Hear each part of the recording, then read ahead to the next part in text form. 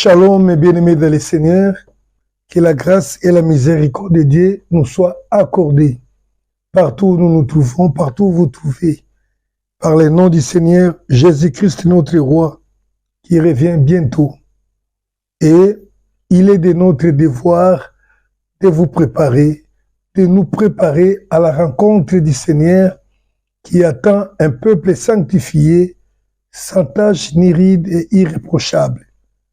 Une chose, bien-aimée, aux yeux de l'homme difficile. Et la Bible dit que Dieu lui-même, il accomplira, il fera cette œuvre, pourvu que nous soyons obéissants, humbles, reconnaissant nos fautes et avec décision, l'amour pour pouvoir corriger. Dans la suite de cet enseignement que nous avons intitulé « Les alliances qui nous réclament », les alliances parfois inconnues qui nous réclament, comment s'en dégager. Aujourd'hui, nous allons parler de la dette. De la dette, c'est quoi en fait une dette? La dette, c'est une somme due à un créancier. Ça peut être l'argent, ça peut être aussi peut-être un bien, selon les arrangements. Mais c'est quelque chose qu'on doit remettre à une personne qui te l'avait remis, qui t'avait donné. Donc, la dette est une obligation. Une obligation, c'est une contrainte, quelque chose qui nous contraint à donner, à le payer. Et vous savez, le Seigneur, connaissant les conséquences de la dette, il conseille à ses enfants de ne pas avoir les dettes des gens. Car la dette est un lien. La dette est une alliance qui lie. La dette a des conséquences terribles, parfois insoupçonnées dans la vie des gens. Nous allons lire Romains chapitre 12, Romains chapitre 13 plutôt, versets 7 et 8. Rendez à tous ce qu'il leur est dit, les tribus à qui vous devez les tribus, la crainte à qui vous devez la crainte, l'honneur à qui vous devez l'honneur. Verset 8, ne devez rien à personne si ce n'est de vous aimer les uns les autres. Car celui qui aime les autres a accompli la loi de Dieu. Nous vivons dans un monde où nous avons parfois des obligations liées au gouvernement du monde que nous appelons communément César. Le Seigneur nous montre que dans le monde, nous sommes parfois assujettis aux impôts. Nous devons payer des impôts, la loi du César qui règne sur la terre, le gouvernement qui nous dirige. On peut être soumis à un impôt, à un tribut, donc à une exigence qui peut-être est pour l'intérêt de la société et qui est là parfois pour aider la société dans laquelle nous vivons. Le Seigneur nous demande de rendre ce que nous devons, donc de donner et de ne pas même rester avec les dettes. Vous savez, l'impôt, qui est une imposition, une obligation, est une chose grave. Hein? Parce que l'impôt, ça je parle de nos sociétés modernes, a toujours des effets même rétroactifs. C'est-à-dire que un impôt qui n'a pas été payé, on peut vous faire payer ça même plusieurs années après si l'on constate que tu n'as pas payé. Pourquoi? L'impôt est une dette. Ça, c'est une dette de la société. Nous devons les payer. Christ la payer. Mais en réalité, d'autres dettes que nous contractons, c'est parfois pour satisfaire nos petits besoins, nos convoitises. Le Seigneur ne veut pas que nous puissions avoir les dettes, car la dette lie la personne. La Bible dit, c'est pourquoi il est dit là-bas, ne devez rien à personne. Donc ne sois pas lié par une obligation à faire quelque chose, à donner quelque chose pour une personne. Donc la seule chose que le Seigneur nous accorde de donner, c'est l'amour. Si j'ai la dette d'amour, ça va me pousser à faire du bien. C'est cet amour qui va me pousser à annoncer l'évangile, à faire du bien. Et cela va me donner encore du bien. Mais si je suis lié par une dette, bien aimé, la dette, si tu as une dette, il faut la payer. Celui qui ne paye pas une dette est considéré devant Dieu comme étant un méchant, un pécheur. Il y a beaucoup de gens qui sont faciles, c'est tous ceux qui s'endettent pour la nourriture. Quand la nourriture est consommée, quand l'habit est consommé, quand le bien est déjà utilisé, surtout s'il n'existe plus, ça commence maintenant à te chatouiller, ça commence à te faire mal.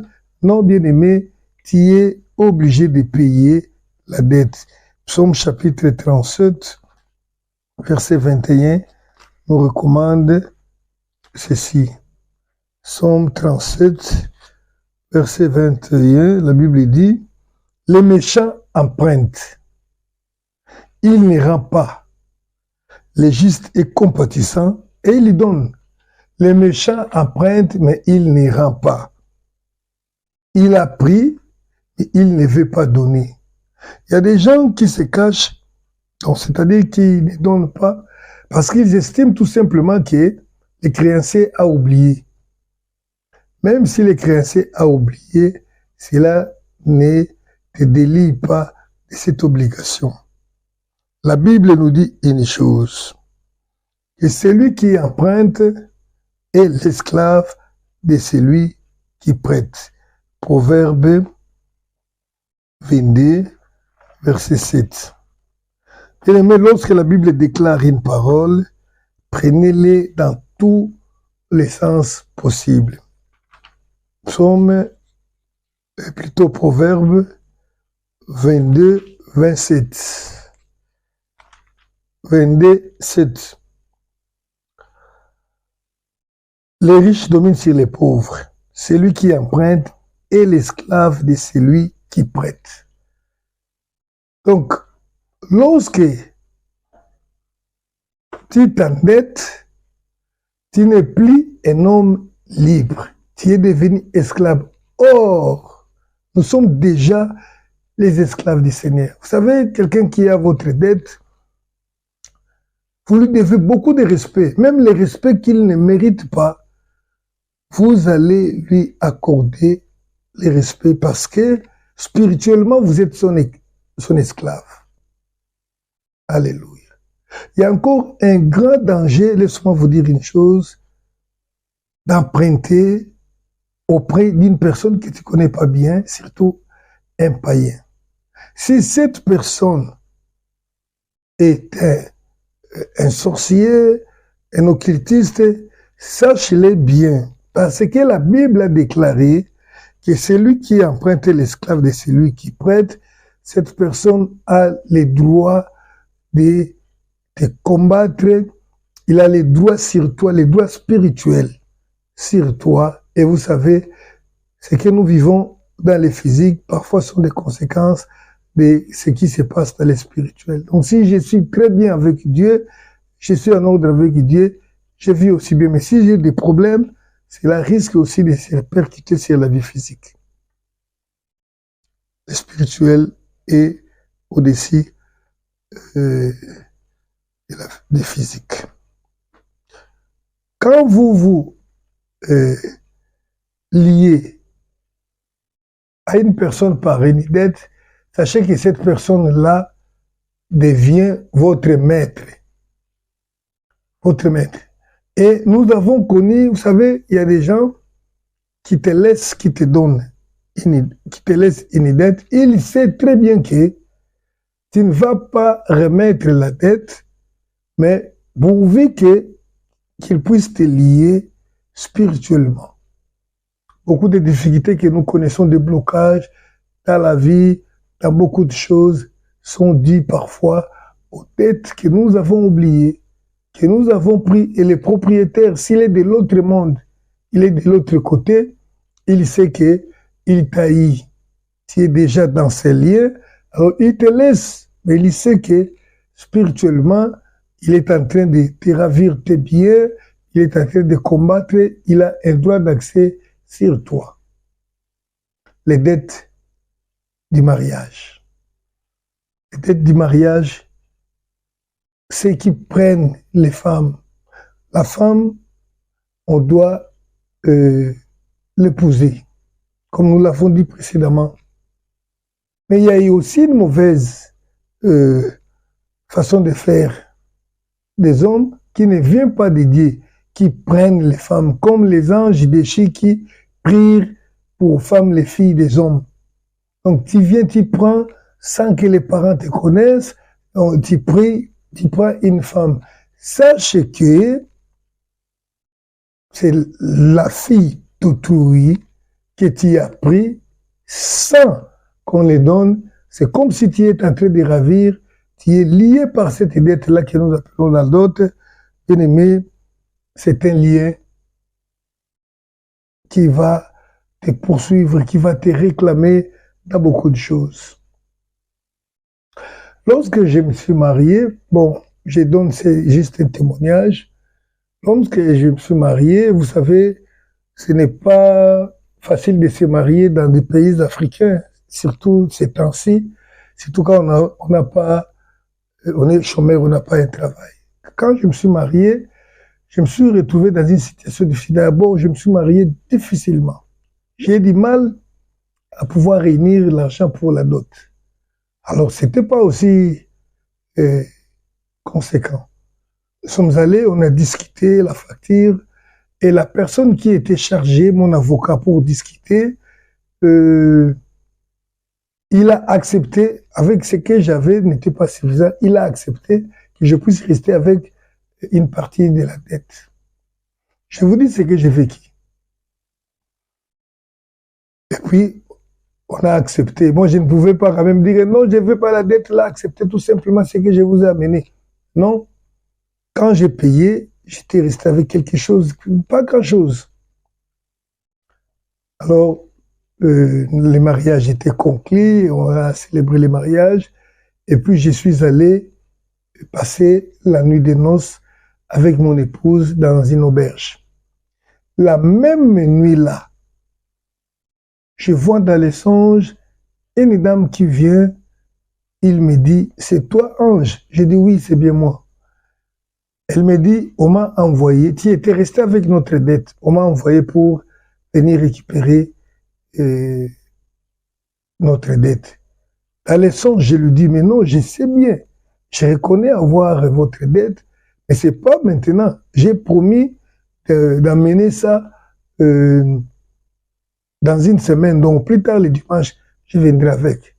Ça, c'était la première nuit que j'ai eu à passer avec mon épouse. Donc le Seigneur m'a fait comprendre que rester avec la dette, c'est ouvrir les portes des difficultés, des problèmes, des tourments. Mais dans la vie physique comme ça, je n'avais pas donné une échéance pour venir payer la dette là. Mais dans les songes, j'ai dit que non, j'essaie, j'avais dit que je viendrais avec ça dans une semaine. Je me suis réveillé, j'ai réveillé madame mon épouse. Voilà ce que je vais devoir. Et puis, après notre séjour, j'ai appelé mon beau-père. J'ai dit, voilà, nous allons bien, mais je voudrais juste faire signe que je passerai le dimanche après-midi pour donner l'argent qui était resté. Il dit, ah, déjà, j'ai dit oui, parce que j'ai fait un songe, j'ai vu quelqu'un qui est venu me demander cette dette-là. Il aimait beaucoup d'enfants de Dieu à qui Dieu n'a pas ouvert les yeux pour comprendre ces choses, mais qui sont dans ces choses-là. sont liées et ces dettes-là les réclament. Je connais un serviteur de Dieu qui est avec nous, qui a vécu plusieurs années avec son épouse. Ils avaient payé une partie et ils sont restés avec une bonne partie de la dot. Le jour où j'ai appris la chose, je lui ai dit, je sais que la cause de tes difficultés, de tout ce que tu as comme blocage, c'est la dette que tu as de la dot. Et cet homme-là a compris. Et il s'est bâti, il a trouvé l'argent, nous sommes allés, et là j'étais comme son avocat, nous avons négocié pour payer la dette. Bien aimé, Dieu est juste. Si vous prenez la chose d'autrui sans son autorisation, vous ne le remettez pas, cette chose-là criera dans ta maison, entre tes mains, et cela sera une occasion d'accusation, de réclamation pour les diables, pour te combattre. Job l'avait compris. Job, que Dieu a témoigné comme étant un homme intègre, un homme juste, avait compris ces choses-là. Job chapitre 31, verset 38 jusqu'à 40. Je vais lire. Voilà. Job 31, 38 à 40. Si ma terre crie contre moi et que ces sillons versent des larmes, si j'en ai mangé les produits sans l'avoir payé et que j'ai attristé l'âme de ses anciens maîtres, qu'il y croisse des épines au lieu des froment et des livrées au lieu d'orge. Fin des paroles de Job. Job s'est trouvé dans une situation difficile. Nous connaissons bien l'histoire de Job, l'homme qui a enduré des souffrances alors qu'il n'était pas coupable. C'était tout simplement une épreuve. Job, dans sa souffrance, il faisait des analyses. Il se disait, mais pourquoi je dois souffrir de la sorte? Pourquoi je peux vivre telle situation ou telle difficulté? Et Job se dit, bon, si ma terre crie contre moi, c'est-à-dire j'ai mon champ, j'ai mes affaires, et si mes affaires-là crient contre moi, mes affaires ne marchent pas. Bon, si j'ai mangé les produits de quelqu'un sans l'avoir payé, et que j'ai attristé l'âme de ses anciens maîtres, donc c'est tout à fait normal qu'il croisse des épines au lieu de froment dans mon champ, des livrées au lieu d'orge. Donc Job se disait, parce que Job s'est justifié, il se disait, je connais que je marche dans la crainte de Dieu, je crains, je soutiens l'orphelin. Et il s'est dit, mais si du moins, je reconnais que j'avais ravi, j'avais mangé les produits d'une personne sans lui payer, si j'avais pris la chose d'une personne sans lui rendre, oui, je sais que ça c'est un crime, que mon champ peut crier. Donc, si j'avais commis cette faute-là, c'est tout à fait normal que je puisse s'aimer les froment et que je sème les froment et puis je m'en sonne livré. C'est tout à fait normal que je puisse semer les maïs et je puisse récolter les épines. Donc, les difficultés, je peux trouver les blocages, les échecs, si du moins j'ai mis dans mon argent, dans mon entreprise, l'argent d'autrui. Mais il a été constaté par beaucoup d'économistes que les dettes, la dette, même les dettes que nos pays contractent, ne développent jamais les pays. Parce que la réalité, c'est que celui qui emprunte est l'esclave de celui qui le prête. Vous voyez, le Seigneur a dit à ses enfants, vous prêterez. Donc vous pouvez prêter. C'est-à-dire, vous pouvez avoir des esclaves, des gens qui seront assujettis, mais vous, il ne faut pas que vous puissiez emprunter. Mais malheureusement, les gens arrivaient toujours à emprunter. Vous savez pourquoi? Parce que beaucoup d'hommes gaspillaient l'argent et ce qui les amenait à l'esclavage. Si vous lisez la Bible, la plupart des fois où les hommes se sont retrouvés esclaves de leurs prochains, c'est parce qu'ils s'étaient endettés, ils n'ont pas eu les moyens de rembourser, alors ils sont pris en esclavage. Souvenez-vous du prophète qui était décédé et à qui sa femme, à qui les créanciers étaient venus réclamer de prendre les enfants et les amener en esclavage, c'était à cause de la dot. Même tes enfants peuvent être combattus parce que tu n'as pas payé la dot. Même tes affaires, parce que tu te trouves être leur associé, tu travailles avec leur argent, leur capital, beaucoup. Donc, ne vous laissez pas entraîner ou se lier par des dettes. J'ai suivi le témoignage d'une maman qui était dans notre église. Cette maman-là a fait l'expérience de la mort en 1980. 1980.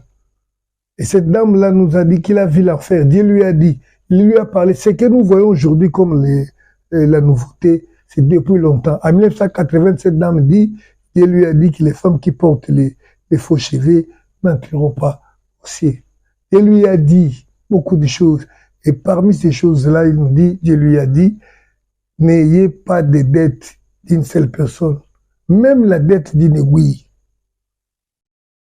Imaginez-vous, bien-aimés, dans la logique des choses, soyons justes ou bien logiques envers nous-mêmes. L'enlèvement doit arriver. Parce que l'enlèvement, certaines personnes iront, d'autres resteront. Maintenant, toi, tu as la dette d'un monsieur qui ne connaît même pas Dieu. Maintenant, le temps de l'enlèvement est venu. Le Seigneur te prend, il t'amène avec lui. Maintenant, lorsque le créancier restera, il te cherchera pour son argent. Que dira-t-il? Son Dieu l'a fait fuir. Il a fui avec mon argent. Dieu étant juste ne peut pas te laisser partir avec la dette d'une personne. C'est pourquoi, bien aimé, contentez-vous de ce que vous avez. Si quelqu'un a ta dette et que tu n'arrives pas à lui payer, tu vois que ça risque de te coûter cher, viens implore-les, même avec quelque chose de symbolique. Dis-lui, je ne sais pas, si tu peux me pardonner pour annuler cette dette-là, mais reçois même cette partie. Si la personne est de bon cœur, il va accepter. Mais sinon, si elle sait qu'elle gagne spirituellement dans ta vie à cause de cette dette-là, peut-être elle va encore refuser. Là, tu n'as rien à faire si ce n'est de te sacrifier pour pouvoir payer cette dette-là, pour se dégager de cette alliance, de ces liens qui te réclament. Alléluia.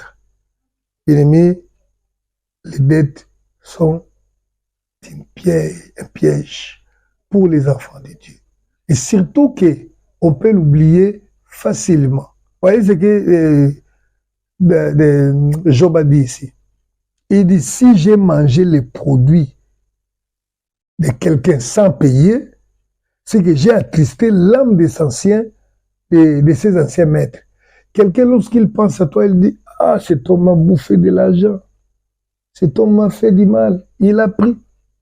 Tu as attristé, cela donne droit à l'ennemi de s'aimer les épines, de s'aimer les ronces livrées dans ton champ. Donc, de mettre les embûches, les blocages.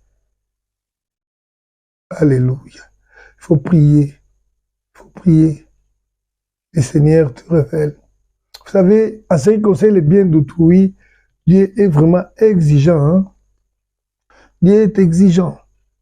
Même si tu as la dette d'une personne qui est décédée, cherche ses héritiers pour les remettre. C'est pourquoi tu avais même réglementé pour les biens ramassés. Vous savez, beaucoup de gens ont été achetés parce qu'ils ont ramassé l'argent, les biens dans la rue. Le Seigneur a dit, si tu ramasses quelque chose, cherche son propriétaire. Si tu ne le trouves pas, tu gardes ça, ou bien tu vas donner ça au sacrificateur. Ouais, garde ça jusqu'à trouver ses héritiers. Sinon, tu vas donner au sacrificateur. Et les sacrificateurs, il ne faut pas aussi s'amuser à manger tout. Je souhaiterais prendre cet argent-là dont on n'a pas trouvé les successeurs, l'héritier pour lui donner, mais le mettre dans l'œuvre de Dieu. Parce qu'on peut t'acheter, on peut te réclamer. Beaucoup de gens ont été comme ça. L'argent ne se ramasse pas. L'argent se gagne en travaillant. Alléluia. Arrêtez ces histoires de ramasser, c'est pas voler. Ramasser, c'est voler. D'ailleurs, vous le savez bien, par rapport aux lois du monde. Les lois du monde ne permettent pas de prendre quelque chose pour dire que moi, je l'ai ramassé. Donc, on va t'acheter. Quand le bien ne t'appartient pas, que tu n'as pas acheté, il ne t'appartient pas. C'est pourquoi nous pouvons parfois contrôler nos maisons. Tu vas te retrouver avec les biens que tu n'as jamais achetés, mais qui sont devenus tes biens à toi. Tu avais demandé un truc, tu as oublié, et il a oublié. On a connu beaucoup de choses, bien aimé, dans cette marche avec le Seigneur. Quelqu'un qui vient s'associer avec toi, qui vient avec son bien maudit, il vient juste pour te créer des problèmes. C'est pourquoi, même dans les affaires, on ne s'allie pas avec n'importe qui, car on ne sait pas d'où il a pris son argent. Il existe des gens dans ces pays, dans mon pays ici, qui font des affaires en prêtant l'argent aux gens. Ils te prêtent l'argent. Après avoir pris cet argent-là, tes affaires ne vont plus marcher. Et parfois, tu as gagé, tu as hypothéqué ta parcelle. Tu as donné, il a pris les documents parcellaires, et puis, il te donne l'argent. Cet argent-là ne produira rien. Lui-même, dans sa sorcellerie, il viendra te combattre pour que tu fasses faillite. Et maintenant, quand il aura cet argent-là, et comme tu ne saurais plus remettre son argent, il va maintenant récupérer les biens que tu as hypothéqués. Peut-être que tu avais hypothéqué une maison qui peut coûter 50 000 $, 50 000 €. Mais quand tu chercheras à vendre ta maison là, 50 000, tu ne trouveras pas non plus de clients parce que lui-même va te combattre pour que tu ne trouves pas de clients. Et la dette de 5 000 ou de 15 000, et à la fin tu viendras, comme je ne trouve pas, il va mettre la pression sur toi. Et il va revenir, non, voilà, comme je n'ai pas, alors donne-moi même quelque chose. Une maison de 50 000, il te dit, tu me donnes mon argent. Tu n'en trouves pas. Il insiste. Il dit, bon, comme ça, moi, je vais t'ajouter 5 000. Comme ça, je récupère la maison. Faites les documents. Il te prend quelque chose, une grande valeur, parce que il t'avait déjà bloqué par son argent que tu as utilisé. Les alliances qui nous réclament. J'ai dit l'alliance. Dans l'alliance, les gens sont liés par l'obligation. C'est pourquoi la dette est aussi une alliance qui te lie par l'obligation du remboursement. Que le Seigneur nous bénisse. Lorsque la Bible dit que c'est la parole qui sanctifie, c'est-à-dire quand tu comprends, tu te débarrasses de toutes ces choses dont la Bible te reproche, alors tu es sanctifié. Le Seigneur vous bénisse. S'il y a des questions, le numéro est là. À la prochaine. Que le Seigneur vous bénisse au nom du Seigneur Jésus-Christ.